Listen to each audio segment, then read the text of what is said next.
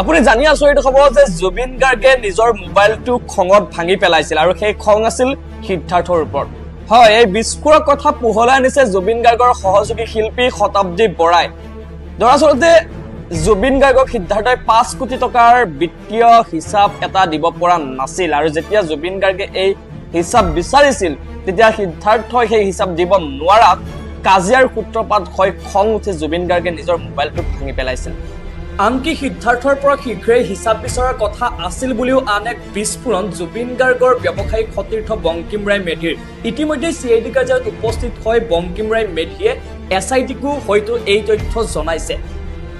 ইয়াৰ পৰাই কিন্তু বহুকেইটা প্ৰশ্ন উত্থাপন হ'ব, বহুকেইটা ইংগিত পোৱা যাব। সিদ্ধাৰ্থই বিত্তীয় কেলেংকাৰী কৰাৰ, সিদ্ধাৰ্থই জুবিন গাৰ্গৰ বিৰুদ্ধে ষড়যন্ত্ৰ কৰাৰ কেইবাটাও উমান, কেইবাটাও ইংগিত কিন্তু এই কথাটোৰ পৰাই পুনৰ এটা গতি পাব। কিন্তু এয়া জুবিন গাৰ্গৰ সহযোগী শিল্পীৰ ভাষ্যহে। আমি সেই ভাষ্য সঁচা বুলিও ক'ব নোৱাৰো, মিছা বুলিও কিন্তু ক'ব নোৱাৰো, যিহেতুকে ইতিমধ্যে বহু অভিযোগ, বহু প্ৰমাণ সিদ্ধাৰ্থৰ বিৰুদ্ধে পাইছে। গতিকে এই কথাটো যে মিছা হ'ব সেই কথা আমি পোনছাতে কৈ দিব নোৱাৰো।